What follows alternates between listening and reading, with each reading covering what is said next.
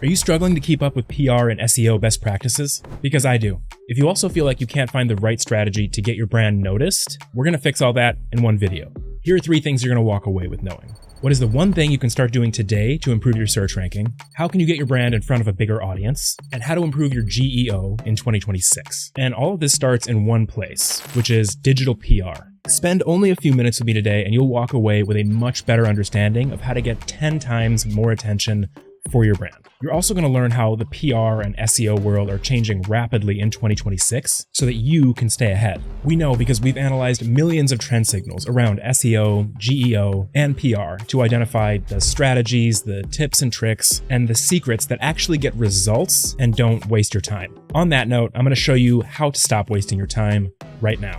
In order to get that time back, you got to stop making the biggest mistakes that most people are making right now. Mistake 1 is thinking that content marketing, SEO, and brand positioning are all different. They are limbs on the same body. Mistake number 2 is obsessing over links rather than attention-grabbing stories. Mistake number 3 is failing to validate your ideas simply by just asking, would a journalist actually want to write about this? Mistake 4 is assuming the same approach works everywhere, every time. Different regions, industries, publications all have different strategies, so why would you assume one strategy fits all? So let's back up and real quick make you an expert on the subject. Are you ready? First, ditch traditional PR and only focus on digital PR. It's literally just promoting your brand by getting coverage, mentions, and links from brands that already have authority. Instead of pitching news publications, TV stations, digital PR focuses on this: online publications, industry blogs, podcasts, data journalists, newsletters, and niche media outlets. The real goal here is to create trust signals all around the internet that search engines and AI can clearly recognize. When reputable sites talk about your brand, reference your data, or link back to your website, it sends the signal that your brand is credible, and credibility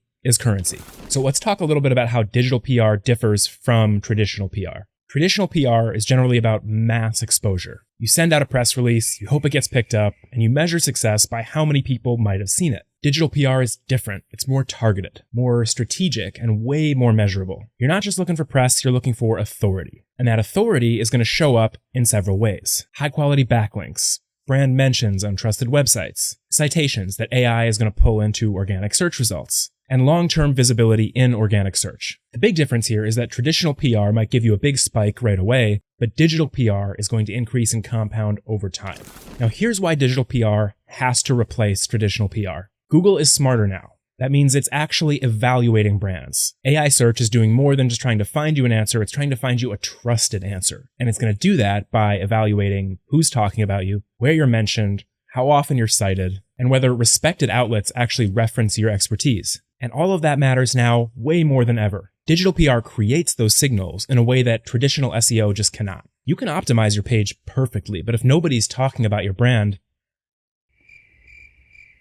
Okay, so before we break down some actionable steps, I want you to know how digital PR strengthens SEO. Firstly, and I know you're wondering, yes, backlinks still matter. Where you get them, obviously, matters even more. You want high authority domains, relevant publications, real editorial coverage. These are difficult to fake and they're almost impossible to replicate with any kind of shortcut. And that's why search engines love them. I mean, isn't that how it should be? Second is brand authority. When authoritative sites mention your brand, obviously it increases your legitimacy. But what you might not know is that you don't actually need a backlink to get the benefit. Google has become really good at understanding brand mentions and context. Third is topical authority. When your brand is repeatedly mentioned in a specific topic across the web, search engines are going to start to recognize you as the authority in that space. That means it's way easier for all your content to rank, not just the page being linked to. The next super important topic to cover is GEO, or Generative Engine Optimization. Do you want to know how to get your brand mentioned in AIs like GPT, Perplexity, Claude? Here's what they look at. Here's how to get your brand or your website mentioned.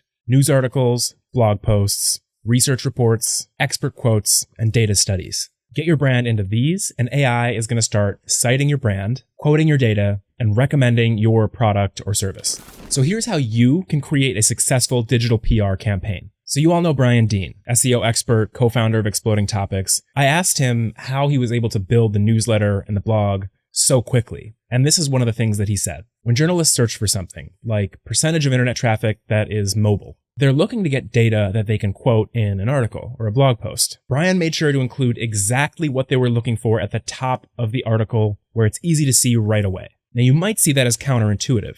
Generally, you want people to spend more time on your website, not less, right? And if what they're looking for is right at the top, then they'll spend all of 3 seconds on your website. But by providing that answer clearly right away, it is almost a guarantee that that journalist is going to use and quote your site, which means another backlink, another mention. In fact, think about it. If a website is constantly burying data, so you have to spend a lot of time before you find what you're looking for, what are the odds you're going to keep going back to that site for data? So here's how you leverage this strategy. Publish original data or research and make sure it's visible at the top of the page. Feature a unique trend or an insight, or give a timely angle to a trend or a current event. Want an example? If you've got a shoe brand, maybe you publish on your blog an article about the percentage of Americans that struggle with plantar fasciitis. You're giving journalists something that they can quote and cite, and making yourself an authority in the space.